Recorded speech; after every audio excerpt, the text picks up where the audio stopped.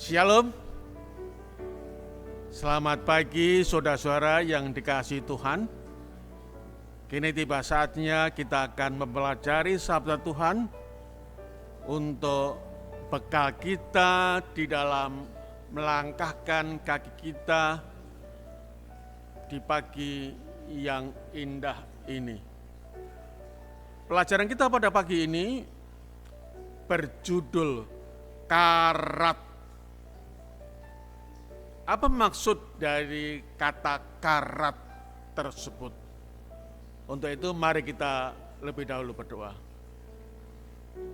Sungguh Tuhan, Engkau adalah Allah yang mengetahui, yang mengerti akan kekurangan, kekelemahan, bahkan dosa-dosa kami. Untuk itu Tuhan, pada pagi hari ini, sebelum kami melangkahkan kaki kami untuk melakukan aktivitas kami pada pagi hari ini, kiranya Tuhan memberikan kepada kami bekal sabda-Mu, agar kami di dalam langkah-langkah kehidupan kami sepanjang hari ini boleh menjadi berkat bagi kehidupan kami. Terima kasih Tuhan, ampunilah kami dari segala dosa kami. Dalam nama Yesus kami berdoa dan mengucap syukur. Amin. Saudara-saudara yang terkasih dalam Tuhan, tentunya Anda sudah mengenal apa itu besi. Besi adalah satu benda logam yang kuat. Namun, bagaimana seandainya besi tersebut berkarat? Bahasa Jawanya orang mengatakan teyeng. Bagaimana kalau besi ini yang adalah benda yang kuat tetapi ada karat yang terdapat di dalam besi itu. Dan karat ini semakin lama, semakin melebar, semakin meluas. Apa yang terjadi? Karat tersebut membuat besi yang kuat menjadi rapuh. Hanya oleh karena karat, dan ini disebabkan oleh karena udara yang lembab suatu misal, ataupun juga terkena air, dan bermacam-macam cara besi ini mendapatkan penyakit karat tersebut. Dan semakin meluas, akhirnya besi yang kuat ini menjadi rapuh. Saudara yang terkasih dalam Tuhan, mari kita aplikasikan karat besi ini dengan kehidupan kita sebagai umat-umat Tuhan. Sering kita sebagai manusia mengandalkan diri kita, mengandalkan manusia, mengandalkan kepintaran kita, kepandaian kita, mengandalkan kekuasaan kita, dan masih banyak lagi apa-apa yang menjadi andalan kita. Apa akibat dari bagaimana kita ini mengandalkan kehidupan kita, mengandalkan apa yang kita punya dalam kehidupan kita? Mari kita buka di dalam Yeremia 17. Yeremia 17 ayatnya yang kelima.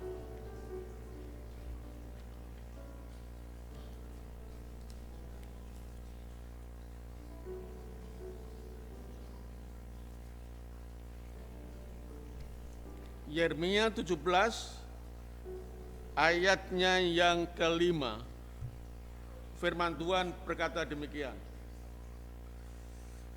Diberkatilah orang yang ayat yang kelima. Beginilah firman Tuhan. Terkutuklah orang yang mengandalkan manusia, yang mengandalkan kekuatannya sendiri, dan yang hatinya menjauh daripada Tuhan. Saudara sering kasih dalam Tuhan, sering di dalam kemanusiaannya, kita ini mengandalkan apa yang menjadi power kita, menjadi milik kita di dalam menghadapi segala permasalahan yang ada dalam kehidupan kita. Dan tentunya kita bisa melihat kalau kita mengandalkan dalam kehidupan kita apa yang kita punyai, dan ini menyangkut segala aspek kehidupan manusia. Firman Tuhan mengatakan, terkutuklah orang yang mengandalkan manusia, yang mengandalkan kekuatannya, dan hatinya menjauh daripada Tuhan. Sering ketika manusia ini mengandalkan dirinya sendiri, lama-kelamaan dia lupa dengan superpower yang lain, yaitu Allah dalam kehidupannya. Sehingga mereka semakin lama semakin menjauh dari hadirat Tuhan, dari kebenaran firman Tuhan. Saudara yang terkasih dalam Tuhan,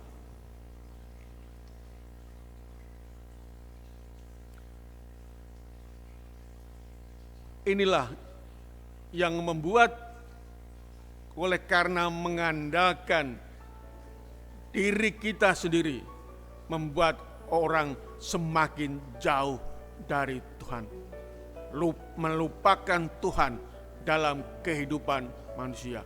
Baik itu di dalam segala aspek kehidupan kita, bahkan di dalam pelayanan pun juga sering kita mengandalkan, mengutamakan hal-hal seperti apa yang saya sebutkan tadi, tidak mengandalkan kuasa dari Tuhan. Mari kita buka di dalam 1 Korintus pasal 10. 1 Korintus pasal 10 ayatnya yang ke-12. Katakan, sebab itu siapa yang menyangka bahwa ia teguh berdiri, hati-hatilah supaya ia jangan jatuh.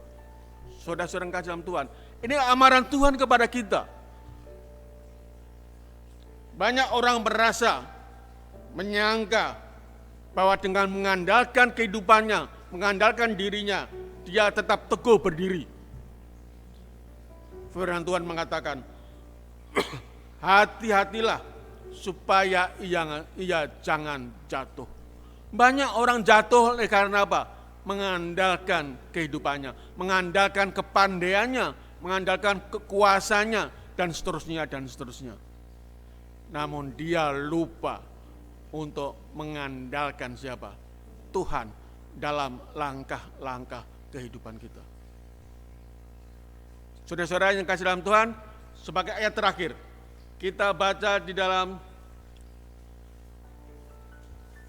Yeremia ayat 17. Kalau tadi ayat yang ke-5, sekarang ayat yang ke-7. Diberkatilah orang yang mengandalkan Tuhan, yang menaruh harapannya pada Tuhan. Terbalik dengan tadi, dikatakan diberkatilah orang yang mengandalkan Tuhan. Saudara-saudara yang terkasih dalam Tuhan, marilah kekuatan kita, saudara, bukan berdasarkan apa yang kita punyai, namun apa? Kekuatan kita adalah bersama-sama dengan Tuhan Yesus. Andalan kita bukan apa yang kita punyai, namun andalan kita adalah Tuhan Yesus Kristus. Biarlah pada pagi hari ini Marilah kita dekatkan kehidupan kita untuk dekat dengan Tuhan, untuk dekat Tuhan Yesus di dalam kehidupan kita, sehingga kita boleh menggantungkan, kita punya merasakan ketergantungan kita dengan Tuhan Yesus, dan itu adalah kekuatan yang tidak ada bandingnya. Ingat, kekuatan Tuhan tidak ada bandingnya dibandingkan dengan kekuatan kita. Biarlah kita tetap dalam menghadapi situasi apapun juga, kita tetap bergantung kepada kuasa dari Tuhan Yesus. Selamat pagi, Tuhan memberkati. Amin.